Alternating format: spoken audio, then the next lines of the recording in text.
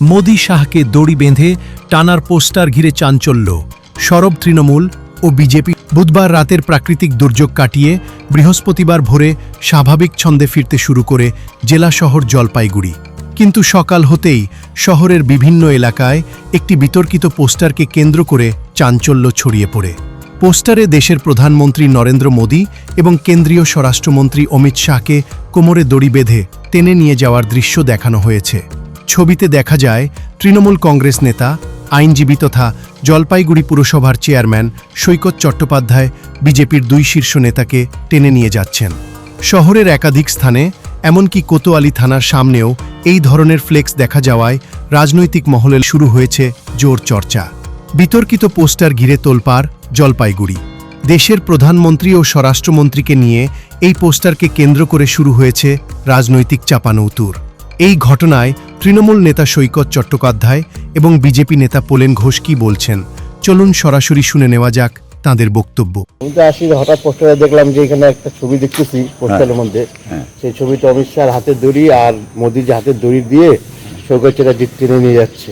আচ্ছা, এই যাদের যে টেনে নিয়ে যাচ্ছে চেনে না ওনাকে? হ্যাঁ, একজন ভারতের প্রধানমন্ত্রী, একজন অমিত শাহ অর্থমন্ত্রী। আর যিনি টেনে নিয়ে যাচ্ছেন তিনি আমাদের জলপাইগুড়ি পৌরসভার চেয়ারম্যান। আপনার মনে কোনো প্রতিক্রিয়া কি হচ্ছে? না, এই বিষয়টা নিয়ে আমি কোনো পরিবার করতে পারবো না। গণতান্ত্রিক পরিসরে কেউ বা কারো অধিকার আছে যে কোনো পোস্টার ছাপানোর within reasonable restriction of law. 2019 সালের একটা সার্কিট বেঞ্চের আন্দোলনের ছবিকে এত বছর পর সেটাকে কেউ বা কারা এটাকে পোস্টার আকারে লাগিয়েছেন, কেন লাগিয়েছেন, কি কারণে লাগিয়েছেন তারা বলতে পারবেন। আজকে ভারতবর্ষের গণতান্ত্রিক আন্দোলনের ইতিহাস যদি দেখা যায় তাহলে খুব ভালো করে দেখবেন যে জ্যোতিবাবুরও কুশপুত্তলিকা দেওয়া হয়েছে, বুদ্ধদেব ভট্টাচার্যেরও হয়েছে, ইন্দিরা গান্ধীরও হয়েছে, নরেন্দ্র মোদীরও হয়েছে, মমতা বন্দ্যোপাধ্যায়েরও হয়েছে। এটা যে আমি জীবনে প্রথম এই আন্দোলন করছি তা তো না, এর আগে অনেক বিভিন্ন রাজনৈতিক দল করেছে। কে কোন পলিটিক্যাল ইনসিকিউরিটি থেকে এটা করলেন, যারা লাগিয়েছেন তারাই বলতে পারেন। যদি কারো সত্যি রাজনৈতিক উদ্দেশ্যের মানে এটাকে চরিতার্থ করার জন্য করে থাকে তাহলে কেন করলেন সেটার ব্যাখ্যাই তো আমার কাছে মানে মাথায় আসছে না। আর একটা কথা আমি আপনাকে বলি, এটা সার্কিট বেঞ্চ আন্দোলনের সময়কার যে ছবিটা দেখানো হচ্ছে, সেই সময় বাংলার মাননীয় মুখ্যমন্ত্রীও, আজকে যিনি সম্মানীয় মুখ্যমন্ত্রী, তিনিও তখন তৃণমূল কংগ্রেস করতেন। আসলে কেন জানেন আমার বিরুদ্ধে এগুলো হচ্ছে? তার কারণ হচ্ছে আমি মাননীয় মুখ্যমন্ত্রীকে লড়াকু নেতা বলেছিলাম এবং আমি কি বলে অগ্নিমিত্রা বলে প্রশংসা করেছিলাম। এবং তারপরে আমি যদি আজকের বাজেটটাকে, যে বাজেটটা অর্থমন্ত্রী স্বপন দাশগুপ্ত পেশ করলেন মাননীয় মুখ্যমন্ত্রী শুভেন্দু অধিকারীর নির্দেশে, এই জনমোহিনী বাজেটকে যদি আমি ভালো বলি, এটা তো অপরাধ না। আজকে পৌরসভা চালাতে গেলে আপনাকে রাজ্য সরকারের সহযোগিতা লাগবে, এবং আমি রাজ্য সরকারের সহযোগিতার যদি আবেদন করি বা রাজ্য সরকারের যদি কোনো কর্মকাণ্ডের প্রশংসা করি, সেটা তো অপরাধ হতে পারে। তাহলে সেই অপরাধে এটাকে যদি কেউ অপরাধ ভেবে নিয়ে তারপরে এই পোস্টারগুলো লাগায় এবং বলছে আমরা ভুলি নাই, এটা হাস্যকর ছাড়া কিছু না। পোস্টারটাতে যে ফটোটা আছে সেটা তো ঘটনাটা তো সত্য ঘটনা, মানে সত্যি করেছিল। জলপাইগুড়ির বর্তমান চেয়ারম্যান, তৎকালীন ভাইস চেয়ারম্যান, জলপাইগুড়ি শহরে নরেন্দ্র মোদী এবং অমিত শাহজির কোমরে মানে তাদের যে প্রতিকৃতি বানিয়ে, মুখের ছবি বানিয়ে দুজন কার্যকর্তাকে সেটা পরিয়ে তাদের কোমরে দড়ি পরিয়ে জলপাইগুড়ি শহর ভ্রমণ করিয়েছিলেন। তো সেটা যখন করেছিলেন তার মধ্যে যে উদ্ধত্ত উচ্ছৃঙ্খলতা দেখা গেছিল সেটা এখন দেখা যাচ্ছে না।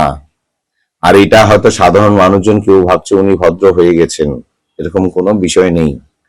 উনি যেরকম অসভ্য, উনি যেরকম উচ্ছৃঙ্খলতা উদ্ধত্তপনা দেখাতেন, ঠিক আছে, এবার যদি পশ্চিমবঙ্গে তৃণমূলের সরকার গঠন হতো তার থেকেও বেশি উদ্ধত্ত উনি দেখাতেন।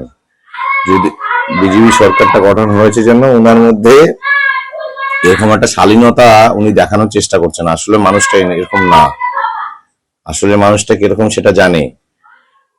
রাস্তা পরিষ্কার করার নাম করে, ফুটপাত পরিষ্কার করার নামে শুধুমাত্র একটি সেলাই মেশিন রেখে যার সংসার চলতো, সেই সেলাই মেশিন উঠিয়ে নিয়ে আসার উদ্ধত্ত ছিল হচ্ছে বর্তমান চেয়ারম্যান। এরকম উদ্ধত্তপনা জলপাইগুড়ি শহরে দেখিয়েছেন শুধুমাত্র বিজেপি করার জন্য। বিজেপির কার্যকর্তাদের বেছে বেছে নোংরা কেস দেওয়ার উদ্ধত্ত দেখিয়েছেন ইনি। এই ভাইস চেয়ারম্যান, তৎকালীন এখন চেয়ারম্যান, সেই সময় স্বরাষ্ট্রমন্ত্রী এবং প্রধানমন্ত্রীকে কোমরে দড়ি বেঁধে তাদের প্রতিকৃতির এরকম কার্যকর্তাদের মুখে ইসে করে প্রতিকৃতিতে জলপাইগুড়ি শহরে ঘোরানোর মতো অদ্ভুত দেখিয়েছেন। তো এটার হিসাব হবে না? সমস্ত হিসাব হবে। এটা জাস্ট একটা রিভিশন দিয়ে দেওয়া হলো জলপাইগুড়ি শহরবাসীকে, যে আমরা কিছু ভুলিনি, আর কাউকে কিছু ভুলতে দিচ্ছি না, সেটা একটা রিভিশন। আর যতই উনি রত্নাকর দস্যু থেকে বাল্মীকি সাজার চেষ্টা করুক, রত্নাকর দস্যুই থাকবে, ঠিক আছে? তাকে জলপাইগুড়ি শহরের মানুষজন কোনোদিনও বাল্মীকি হওয়ার সুযোগ দিবে না। যদি করে থাকে তাহলে খারাপ কাজ করেছে নাকি? বিজেপি কি এটা এআই দিয়ে বানিয়েছে? বলতে পারবে এআই দিয়ে বানিয়েছে?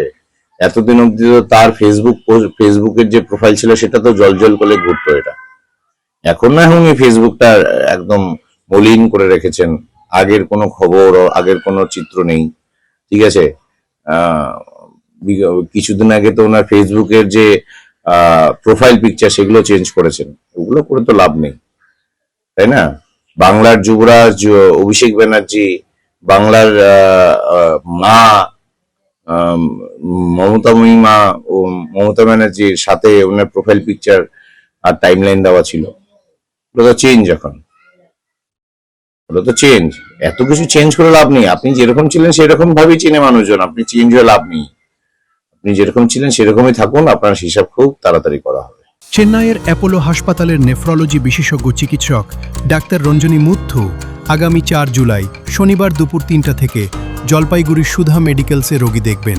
অ্যাপয়েন্টমেন্ট ও যোগাযোগের জন্য ফোন করুন ৯৭৩৩ ০১৩ ৪৫১।